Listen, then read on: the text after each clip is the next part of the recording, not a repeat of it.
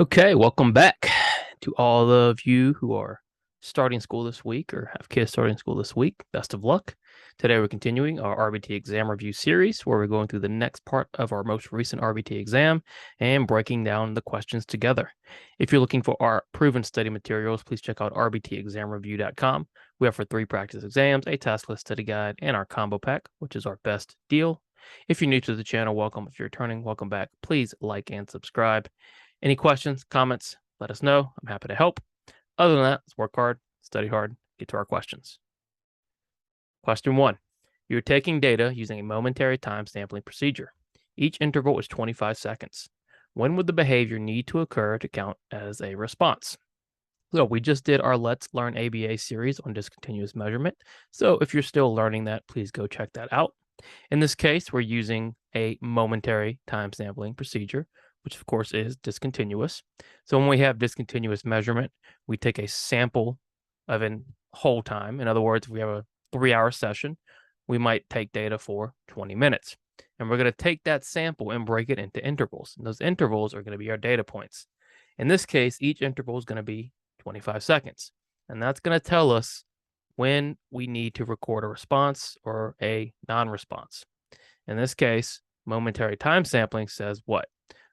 Momentary time sampling says we are going to look at the very end of our interval to see if the behavior is occurring or not.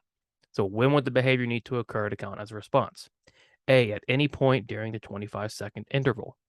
If it occurred at any point during the 25-second interval and we recorded it as a response, what type of measurement would we be using?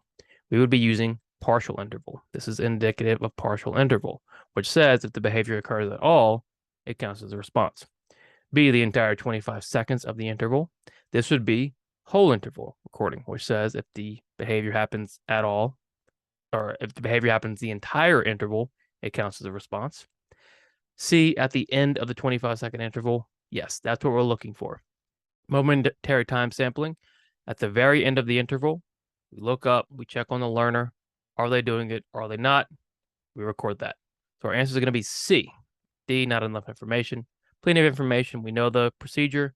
We know how long the interval is.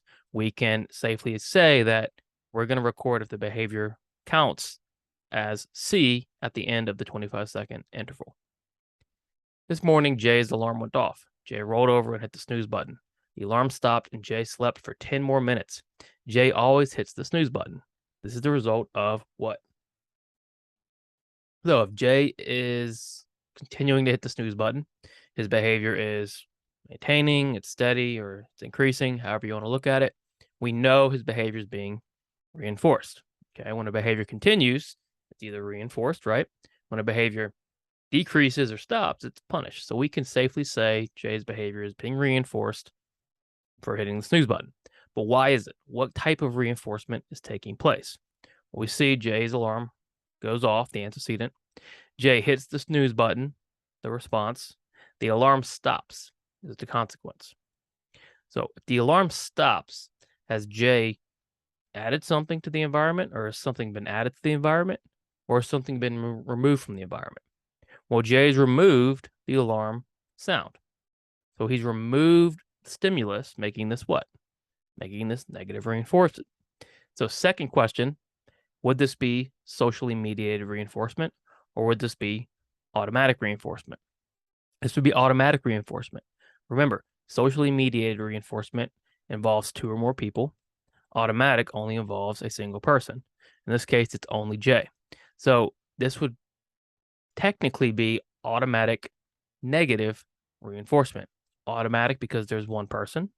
Negative because we're removing the stimulus from the environment, which is the alarm. And reinforcement because the behavior is continuing because of the consequence of removing the alarm. So Jay always hits the snooze button. This is the result of negative reinforcement. If you're teaching using an errorless learning strategy, you should do what? Errorless learning is not overly complicated. You just have to understand you need to take errorless as literal. When we use errorless learning, we are literally trying to prevent any errors from occurring. And why is that? Well, errorless learning is under the assumption that errors lead to more errors. If we're teaching a skill and errors are occurring as the skill is learning, those are becoming part of that behavior chain. And we want to prevent that, especially in young learners when we're just learning a skill. We don't want that error to become part of our behavior chain.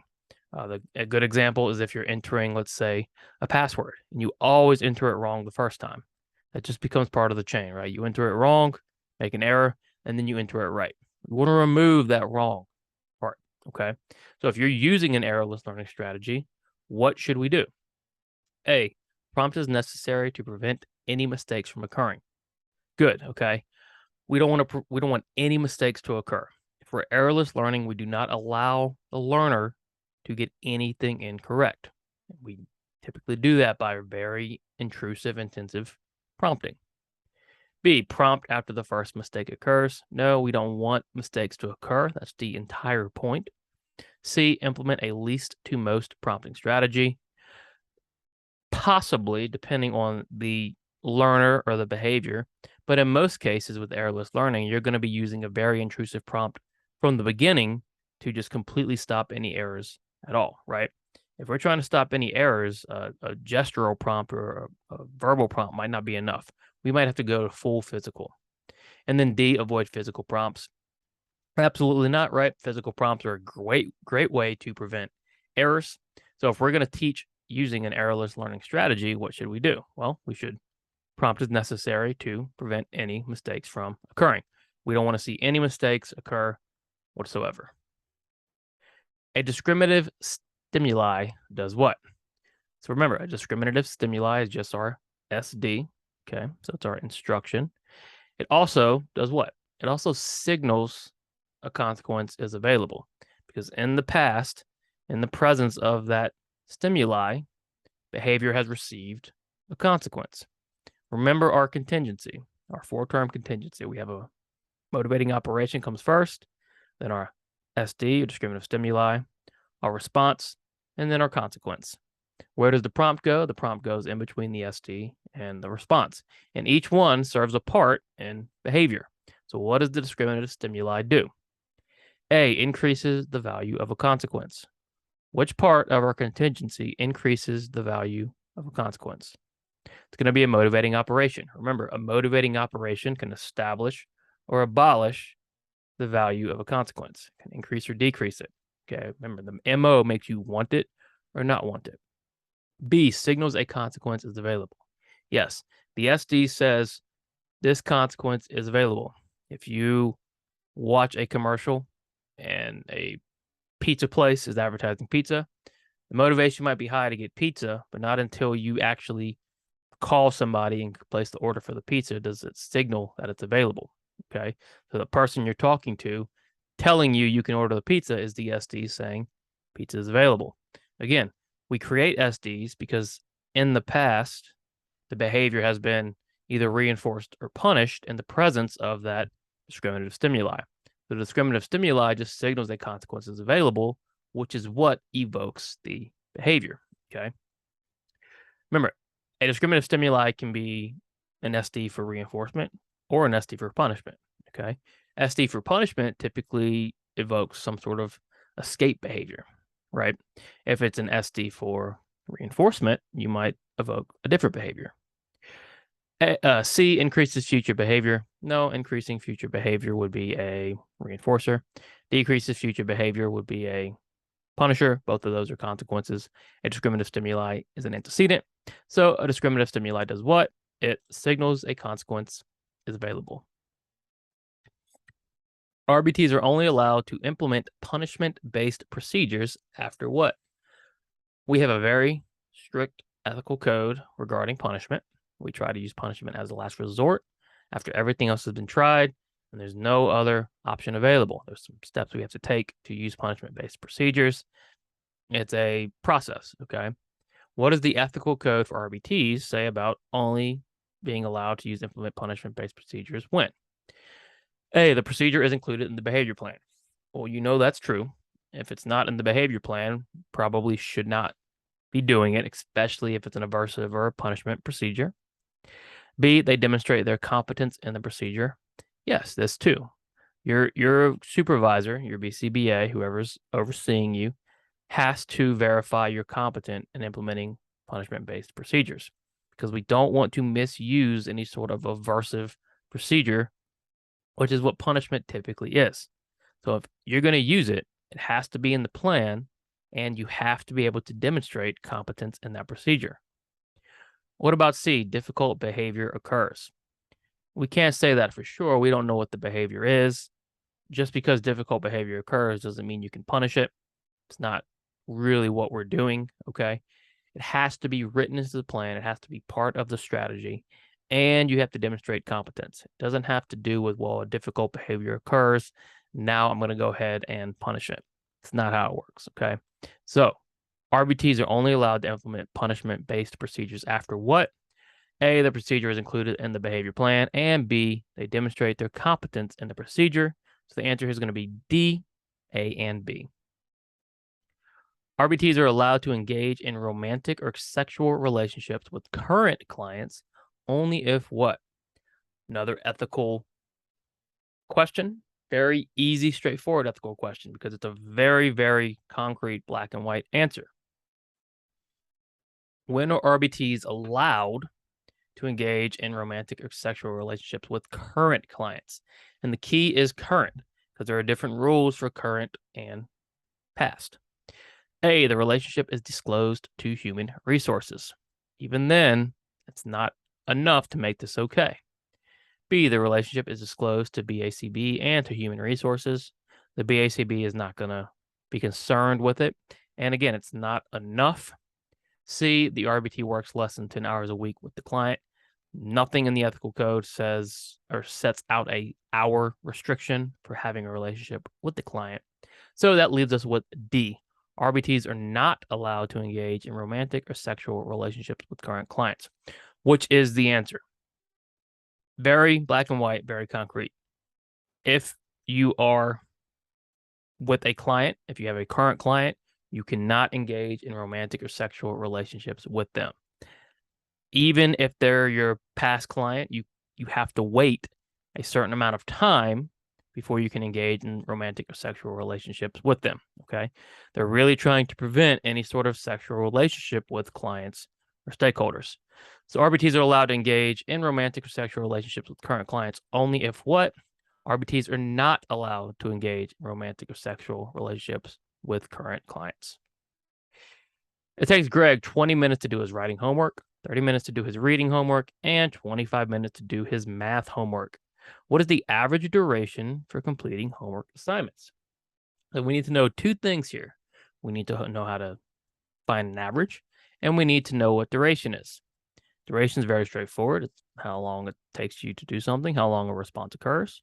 Well, it took Greg 20 minutes to do his writing homework, duration, 30 minutes reading, duration, 25 minutes math, duration. So those are our three durations. Now we have to find the average. Well, how do we do that? Well, we add up all of our data points, so 20 plus 30 is 25, and then we divide it by the total number of data points, which is 1, 2, and 3. So divide 75 by 3, and you get 25. The average duration for completing homework assignments is 25 minutes. Average questions, total questions, rate questions, don't miss those. Practice those if you aren't good or familiar with finding these simple formulas, okay? You have to get these right. They're very, very easy. Very, very easy points. So don't be intimidated by the very little math you have to do, because it's simple math, right? And you get calculators, you get paper, the whole deal on the exam. So if you don't know how to do average, make sure you practice that before the exam. Data collected before an intervention begins is considered what? This data is going to guide treatment. It's going to tell us where we're starting. What is our goal? Do we even need to intervene? And so what do we call this data? A, indirect data. Indirect data wouldn't be data collected on the client through observation, right? That would be direct. This would be more survey interview, not what we talk about before an intervention begins. B, baseline. Yes, baseline data is the data collected before intervention begins. We set a baseline, tells us where we're at. Functional analysis data, possibly. Now, Could we take indirect data and functional analysis data before an intervention begins? Possibly. If you're going to do indirect assessments or functional analyses, you might take that data before an intervention begins. But the best answer here is baseline, because you're always going to take baseline. So baseline is just a better answer than indirect or functional analysis, because it's always going to be the data before an intervention begins. And then finally, which of the following items is not part of a good behavioral definition? Remember, we want our definitions to be objective, observable, measurable, clear, complete, concise. Okay. So, which is not a part of a good behavior definition? A, completeness. We want it to be complete. B, observable. Of course, we want it observable so we can change it. C, measurable, so we can reliably track it. And then D, subjective. We do not want subjectivity in our behavioral definition, because we want that behavioral definition to be able to be understood and read by anybody.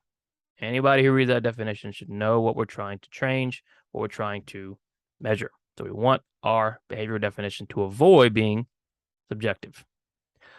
All right, thanks for checking us out. Be sure to like and subscribe. Check out our proven study materials, rbtexamreview.com. Questions, comments, please let us know. Work hard, study hard. See you soon.